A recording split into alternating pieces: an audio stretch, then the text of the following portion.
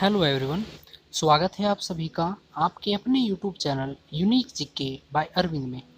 अगर आपने इस चैनल को अभी तक लाइक शेयर एंड सब्सक्राइब नहीं किया तो प्लीज़ सबसे पहले इस चैनल को लाइक शेयर एंड सब्सक्राइब जरूर करें। तो आज हम हिंदी में लेकर आए हैं अपना पाठ नेताजी का चश्मा, जिसके लेखक हैं स्वयं प्रकाश। आइए शुरू करते हैं अपना पहला पाठ नेताजी का चश्मा, जिसके लेखक हैं स्वयं प्रकाश। देखिए, स्वयं प्रकाश का जन्म सन 1947 में इंदौर मध्य प्रदेश में हुआ। मैकेनिकल इंजीनियरिंग की पढ़ाई करके वे एक औद्योगिक प्रतिष्ठान में नौकरी करने वाले स्वयं प्रकाश का बचपन और नौकरी का बड़ा हिस्सा राजस्थान में बीता।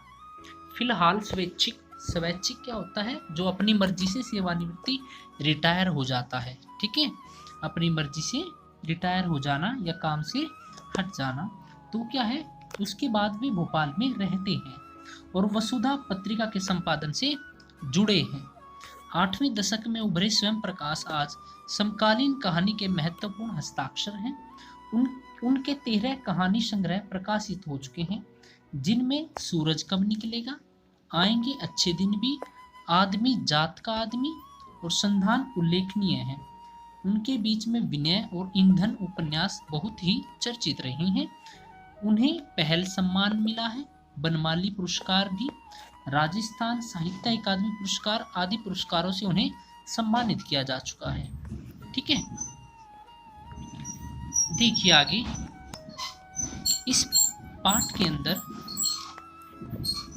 बताया गया है कि चारों ओर सीमाओं से घिरे भूभाग का नाम ही देश नहीं होता।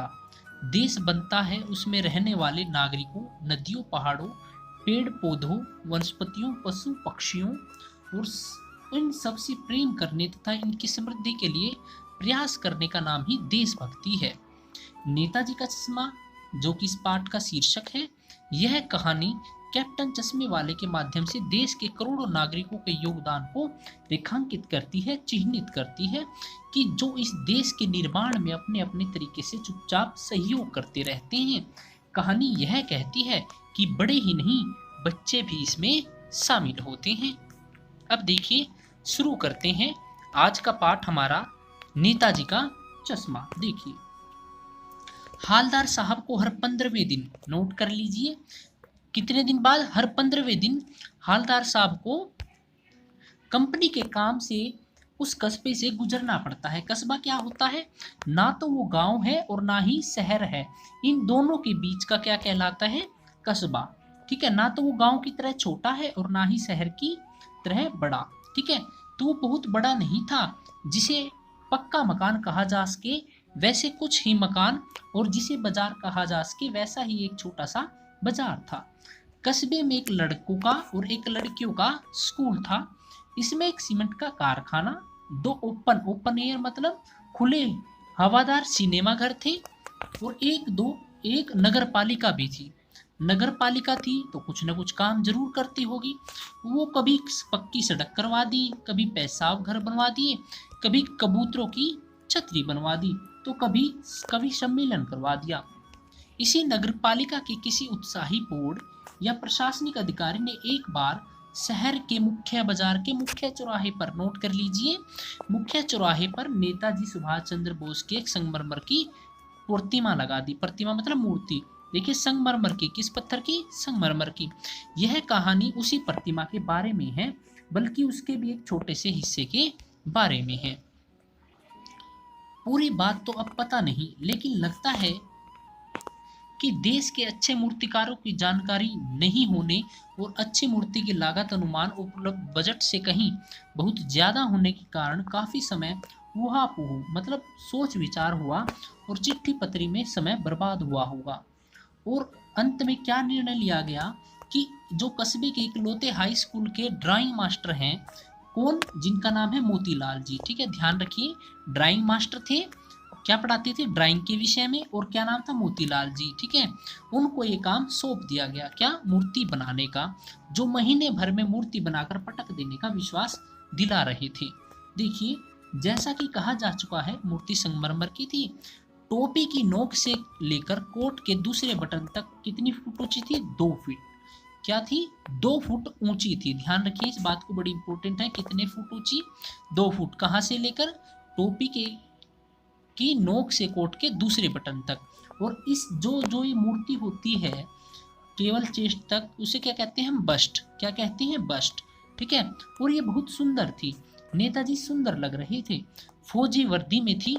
मूर्ति को देखते ही, उन्हें देखते ही दिल्ली चलो और तुम मुझे खून दो मैं तुम्हें आजादी दूंगा, ये नारे याद आने लग जाते थे। इस दृष्टि से, इस नजर से यह सफल और सराहनीय प्रयास था। लेकिन एक चीज की कसर थी, वो थी उनकी आंखों पर चश्मे की कमी। यानी चश्मा तो था लेकिन संगमरमर का यानी कि पत्थर का नहीं बना था। एक सामान्य और सचमुच का वास्तविक काले रंग का चौड़े फ्रेम वाला चश्मा मूर्ति को पहना दिया गया था। कौन सा चश्मा था? जब पहली बार हालदार साहब ने देखा तो चौड़ा काला फ्रेम का चश्मा था। हालदार साहब जब पहली बार इस कस्बे से गुजरे और चौराहे पर पान खाने के लिए रुके तो उन्होंने इसकी ओर देखा और उनके चेहरे पर एक मुस्कान फैल गई। वो मन ही मन सोचते हैं, वाह भाई, यह आइडिया भी ठीक है। मूर्ति पत्थर की लेकिन चश्मा रियल अर्थात असली। जीप कस्बा छोड़कर आगे बढ़ जाती है। तब भी हालदार साहब इस मूर्ति के बारे में सोचने लग जाते हैं और सोचते हैं कि कुल मिलाकर जो नागरिकों का प्रयास है वो सराहनीय कहा जा सकता है। वो सोचते हैं कि महत्व मूर्ति के रंग रूप का नहीं बल्कि देशभक्ति की भावना होती है, जिसकी आजकल बिल्कुल ही कमी होती जा रही है। दूसरी बार जब हालदार साहब उधर से गुजरे तो उन्होंने मूर्ति में कुछ अंतर देखा। उन्होंने देखा कि ये चश्मा तो दूसरा है। पहले कैसा था? काले रंग का मोटे फ्रेम वाला चश्मा था, अब तार के फ्रेम वाला गोल चश्मा है। हालदार साहब का जो जानने की इच्छा थी वो और बढ़ जाती है। वाह भाई, क्या आइडिया है। मूर्ति कपड़े नहीं बदलती लेकिन चश्मा रोज बदलती है। क्या आपको पता है चश्मा कौन बदलता है? देखिए इस पार्ट के आगे ही हम जानेंगे। देखिए तीसरी बार जब हालदार साहब फिर आते हैं तो फिर एक नया चश्मा मिल जाता है। हालदार साहब की आदत पड़ गई कि हर बार कस्बे से गुजरते समय चौराहे पर रुकना और पान खाना और मूर्ति की तरफ ध्यान से देखना। एक दिन उन्होंने अचानक से पान वाले से पूछ लिया, क्यों भाई, क्या बात है? तुम्हारे नेताजी का चश्मा हर बार कैसे बदल जाता है? देखिए ये भी एक प्रश्न बन जाता है कि नेताजी का चश्मा हर बार कैसे बदल जाता है, क्यों बदल जाता है। देखिए पान वाला जो है बहुत ही, वो क्या करता है, अपने मुंह में पान ठूसे रहता है। ठूसा मतलब डालना, ठीक है। वह एक काला मोटा और खुश मिजाज आदमी था। हालदार साहब का प्रश्न सुनकर वह आंखों ही आंखों में हंसने लगा। उसकी तोंद, तोंद मतलब पेट, बहुत मोटा पेट था उसका। वो तिरकी हिलने लगी और उसने पीछे मुंह घुमाकर पान को थूका और अपनी लाल काली बत्ती सी अर्थात अपने जो लाल काले दांत थे दिखाकर बोला, कैप्टन चश्मे वाला करता है। अर्थात कौन बदलता है? एक चश्मे वाला है, उसको लोग क्या बोलते हैं? कैप्टन, ठीक है। वो उसके रोज चश्मे बदल देता था। क्या करता है? हालदार साहब कुछ समझ नहीं पाए।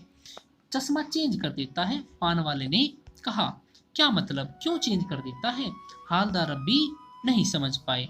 देखिए अगर कोई गिराक मतलब कोई कस्टमर, ग्राहक आ जाता है, अगर उसको वो ही चश्मा चाहिए होता है जो मूर्ति पर लगाया हुआ होता है तो कैप्टन उस चश्मे को उतारकर ग्राहक को दे देता है और नया उसको लगा देता है।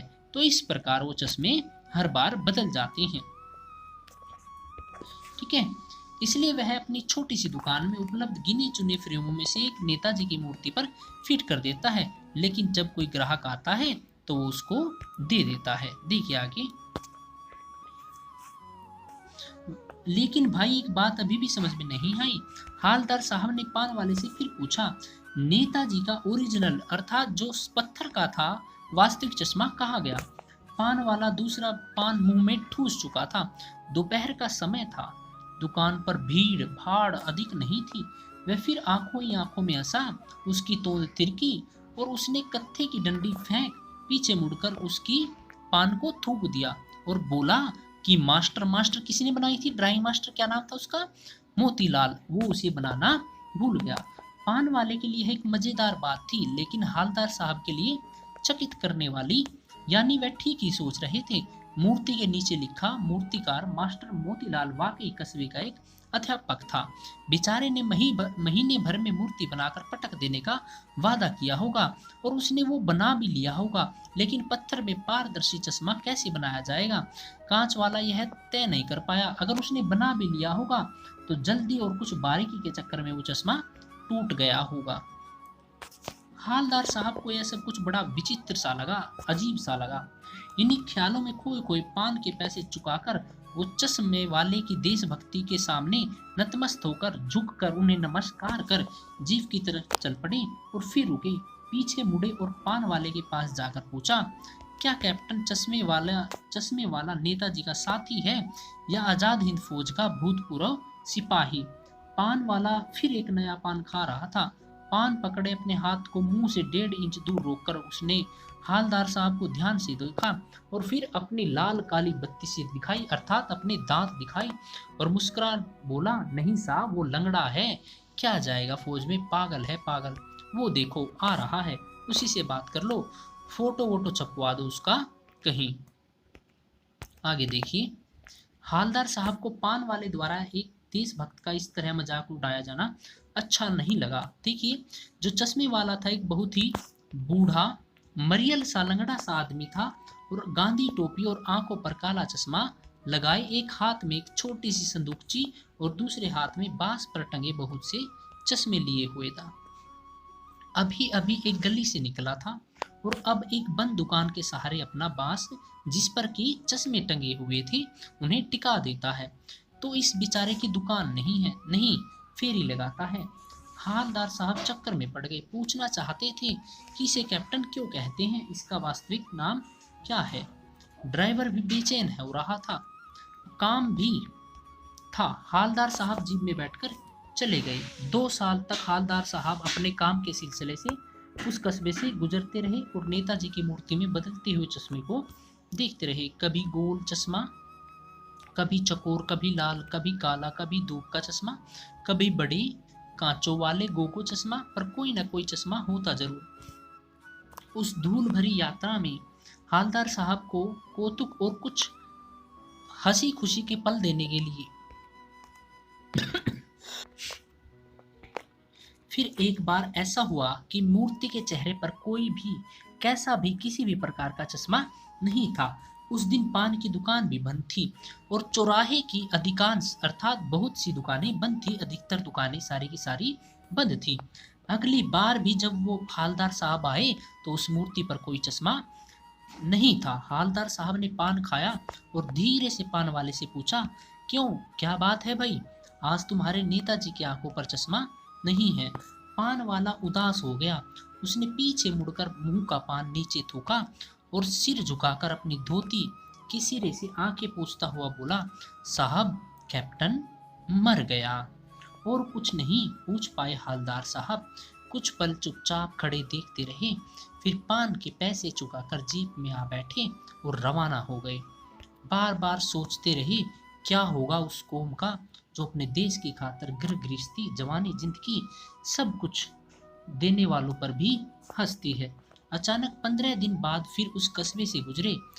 कस्बे में घुसने से पहले ही ख्याल आया कि कस्बे की हृदयस्थली में सुभाष की प्रतिमा अवश्य ही प्रतिष्ठापित होगी, लेकिन सुभाष की आंखों पर चश्मा नहीं होगा क्योंकि मास्टर जी बनाना भूल गए और जो उसको बदलता था वो कैप्टन भी मर गया।